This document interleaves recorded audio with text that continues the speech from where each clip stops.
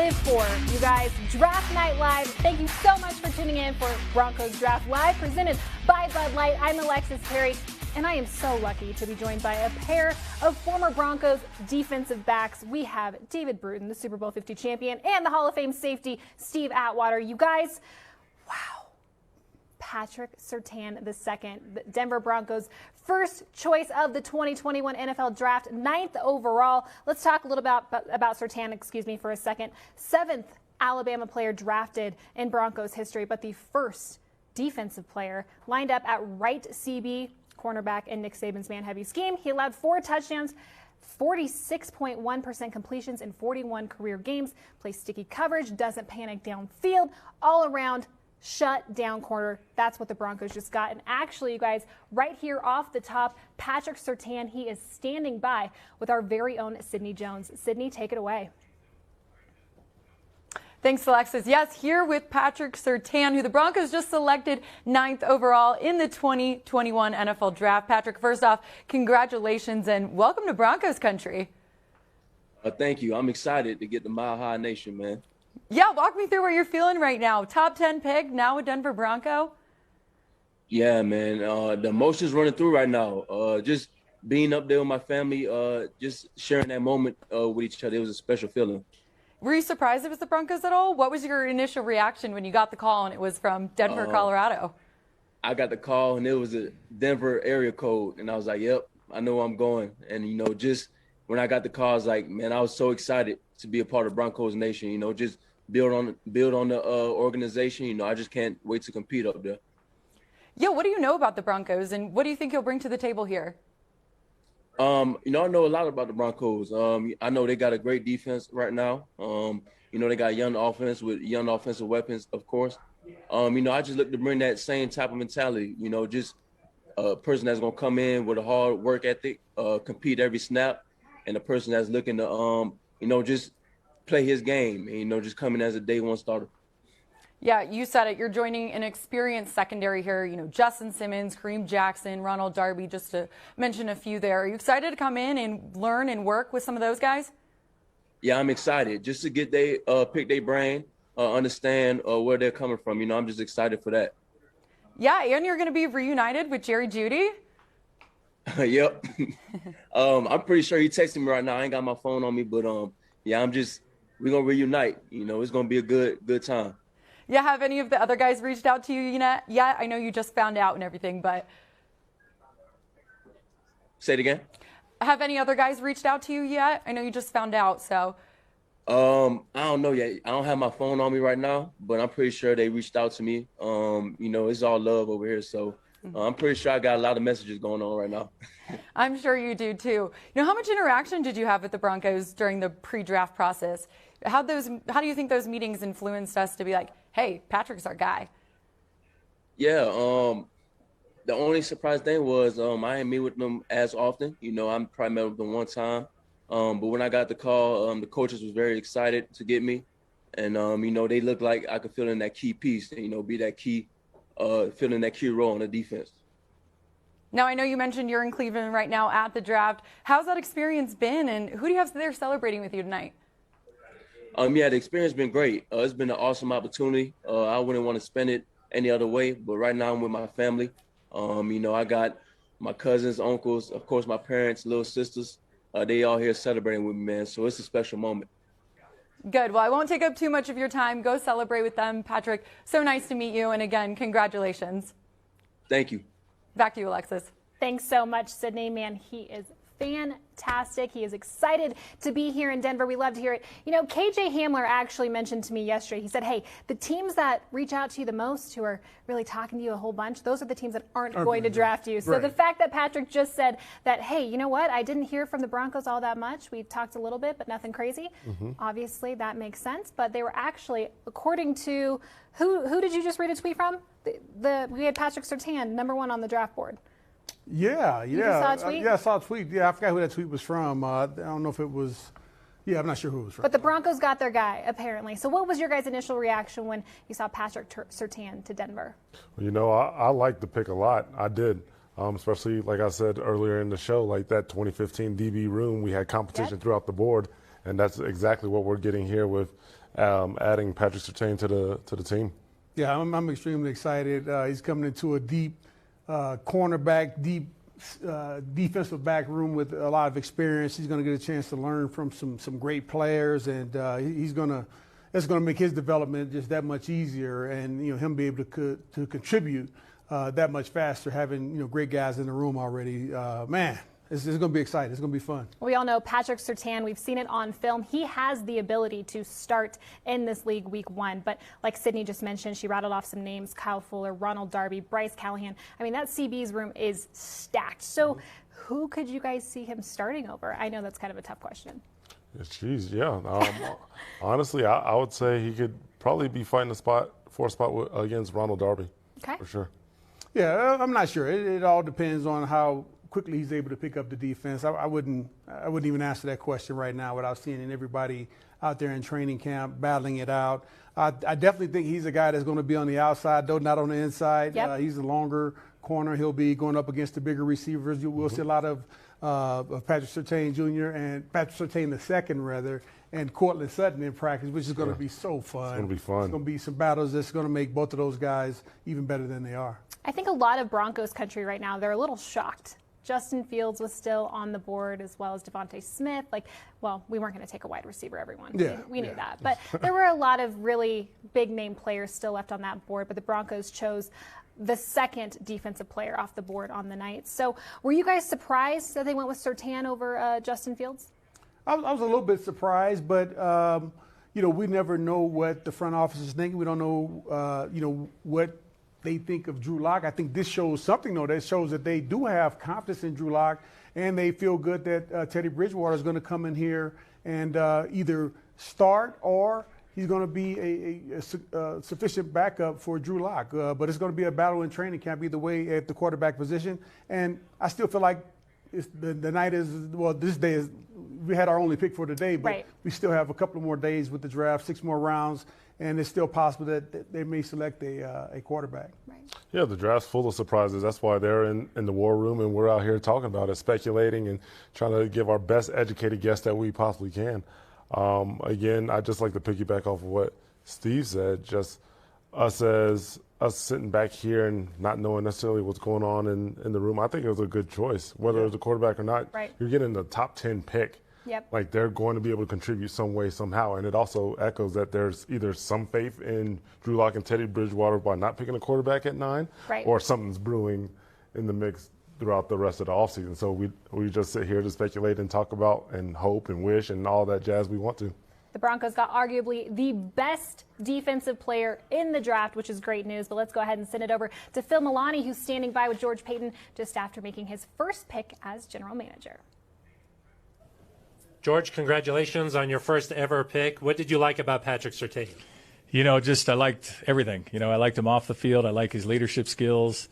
And most of all, I like the player that he is. He's big, he's long, he's physical, he can man cover, he can play zone, he'll tackle. He's just he checks all the boxes that you want for an NFL corner in this league. And you had his dad in Miami, right? I did. I sure did. His dad was an unbelievable player. And, what I mentioned to Patrick Jr. is, if you're half the player that your dad are, we're getting a really good player. But he's more talented than his dad. We'll see if he has quite the career his dad had. What was that phone call like to him? It was great. I mean, that's always fun. He was thrilled, obviously. It's a dream come true for him, and really it's a dream come true for us to get a player like that. After the moves you made in free agency, this might be a surprise to some fans. How do you find a way to get him on the field? That's Vic's job, and Vic has a vision for him and how he's going to fit in, and so we just get Vic the pieces, and he's going to fit him in. Were you surprised that a player like Justin Fields was still available when you had to make your pick? We were. Really good player. We like Justin, and we were surprised, but he's going to have a great career. He's a great person and a great player, and so I have no doubt that he's going to get with the right team and have a great career. Any more moves? Anything else going on the rest of tonight? We're going to watch the rest of the draft. It'll be nice, and then we'll see what happens towards the end of the draft. If there's someone sitting there that we want to go get, we won't hesitate to do that. George, congratulations. Thank you very much. Get back Thanks a lot. Back to you guys. Thanks so much, Phil. All right, let's go ahead and send it downstairs to Matt Boyer, who is standing by with Broncos Country's tonight's very own Ryan Edwards. All right, thank you very much, Alexis. Ryan, Man, the rumors were flying before the draft, and then we finally get to the pick. Justin Fields is there. Broncos country wants the quarterback. They get arguably the best defensive player on the board. What was your reaction to that? You were in the middle of this like tornado of information. Yeah, we did think for a moment that the Broncos might consider going quarterback there. They made the trade for Teddy Bridgewater right before the draft. They still left the possibility open. But they decided to go defense here. And I think back to something. I had a conversation with Vic Fangio last year at the Combine. And one of the things that jumped out about that conversation was he said, you can't have too many cornerbacks. I know he said the same thing to you in your interview with him prior to the draft. You just can't have too many cornerbacks. You've got a couple of guys on one-year deals in Kyle Fuller as well as Bryce Callahan. You got a safety in Kareem Jackson on a one-year deal. So just the fact is, last year you saw a perfect example of getting into your 8 and 9 cornerback when you were getting towards the end of the season. I have a feeling for the Broncos, this was a little bit of a lesson learned. You and Ben went through on Broncos Country Channel, went through each position group, the big board. Where was Surtain for you in all of those? The top of the class was pretty strong at cornerback. J.C. Horn was my favorite corner in the draft. But as far as Surtain goes, I mean, look, he's an unbelievable athlete, very smooth. Everybody describes him as smooth. And he allowed 4 touchdowns and 46% completion in 41 games. Like, the guy is an absolute beast, and he's going to transition nicely to the NFL. That was the one thing that almost everybody liked about Surtain is he can play off, he can play a man, and he's got all that versatility, and he's just a smooth character. So I didn't have him as my top cornerback. Ben did have him as his top cornerback, and when you're in that range, you're talking top 10 status. So he went kind of in the range that most of us expected. We thought Dallas might be pretty heavy on a corner. They ended up going linebacker a little later on. What now? Because now that the Broncos have addressed the cornerback need, which we thought they might based on, the contract status of Kyle Fuller and Bryce Callahan going forward. Offensive tackle, we've heard, quarterback, we thought it seems like that ship has sailed at this point. Mm-hmm. Where do you think the eye turns for the Broncos now as we head to the end of the first round, early second? Well, I'd probably still stay on the defensive side. I think that there's some great linebacker prospects right there in the turn of into first round, into second day. If Jamin Davis somehow slips into that range, Baron Browning's another guy like Jabril Cox. I think Zaven Collins will probably be gone. But there's just so many talented inside linebackers there. And again, you have 2 guys on one-year contracts there. So they kind of did the same thing here. They went with a young cornerback that will be one of their stalwart guys on the outside. Now's the time to address an inside linebacker that can be here for many years to come. A lot of moving pieces. I know you and Benjamin Albright will be on top of it all as we move into round 2. But for now, we're going to send it back up to you, Alexis, in the studio. Thanks so much, Matt. Really appreciate it. Great stuff from Ryan Edwards. As always, tune into their show every weeknight, 7 to 10 on KOA, and grab a snippet of that on KTVD Channel 20. Tuesday through Thursday, excuse me. That took a second for me to think about. Hey, guys, don't forget at home that during the draft, you can take part in the NFL Draftathon. It is a virtual fundraiser that's focusing on real issues facing our hardest hit communities. You guys can visit NFL.com/draftathon throughout this entire night and really help out those causes. All right, let's go ahead and send it over to Phil Milani, who is standing by with none other than head coach Vic Fangio. Vic, congratulations on the pick. What did you like about Patrick Surtain?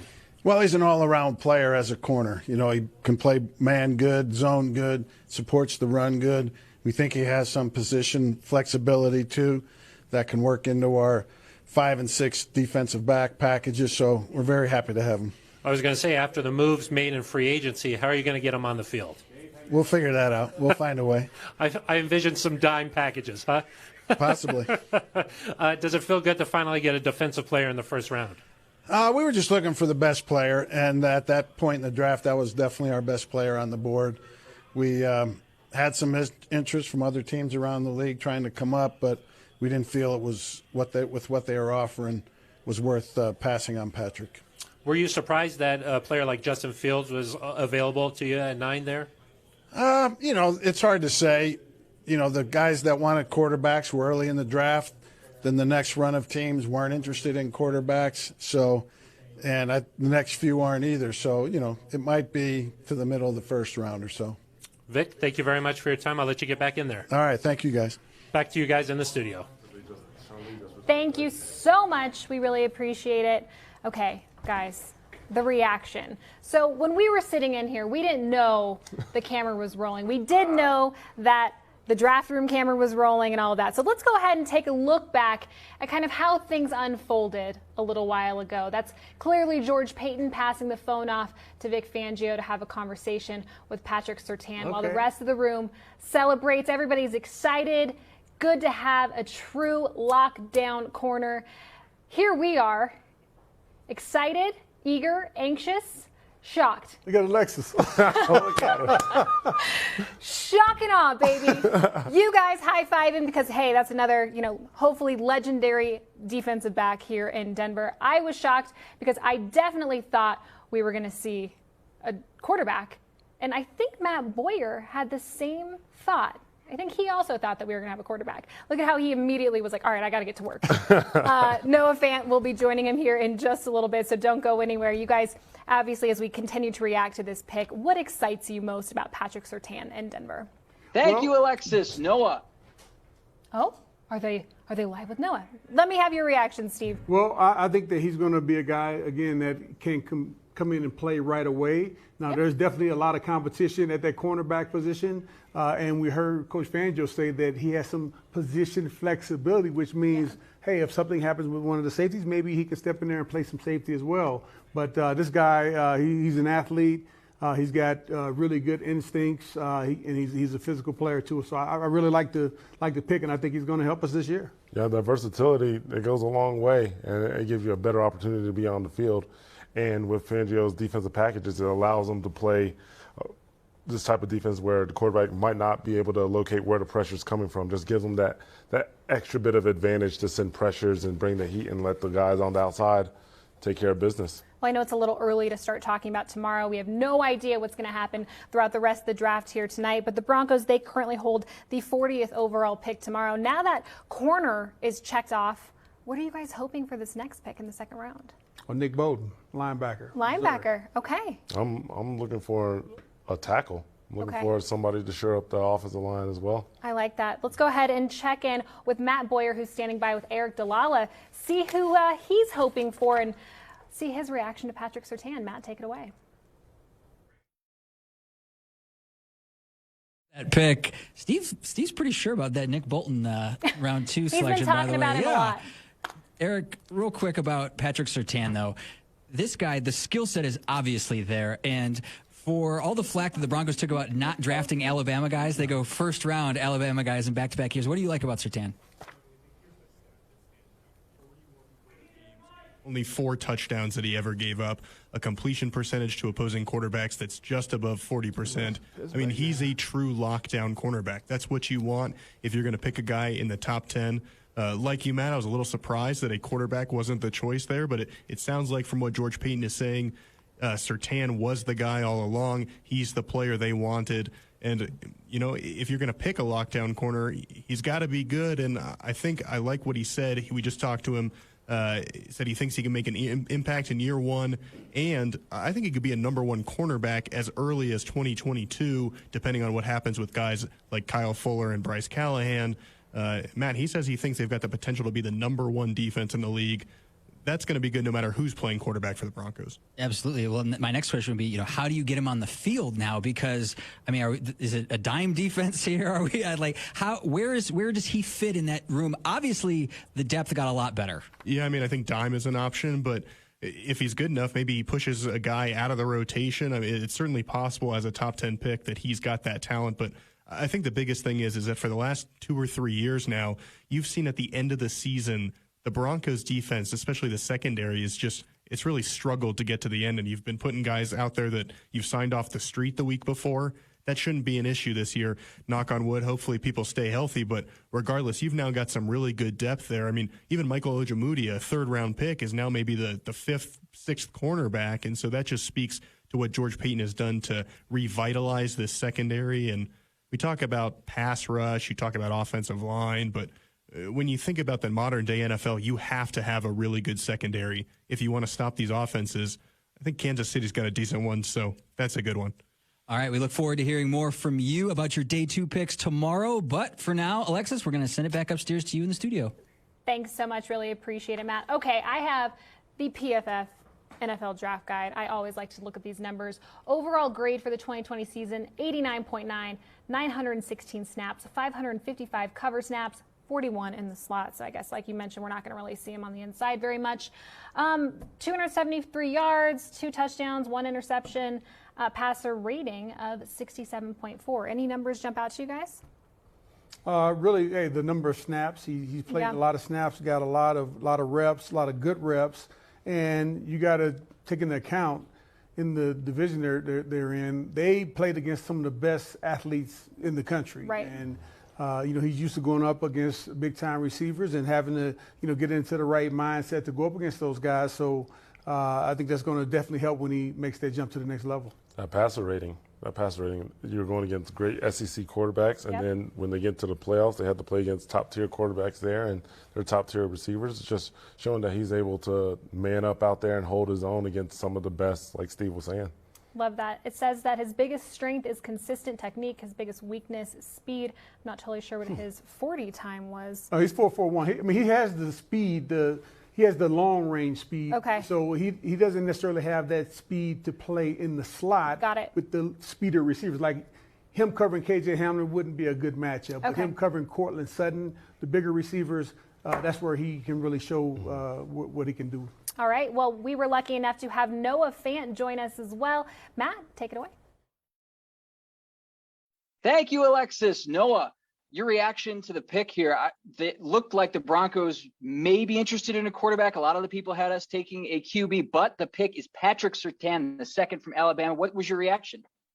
No, I was pumped. I think Patrick was, in my opinion, the best corner in the draft. I got to watch a couple of his highlights just so, seeing what people were talking about him, and I think he's going to be really good for us, obviously, and Coach Fangio's and Coach Donatello's defense. So I'm excited. I'm excited.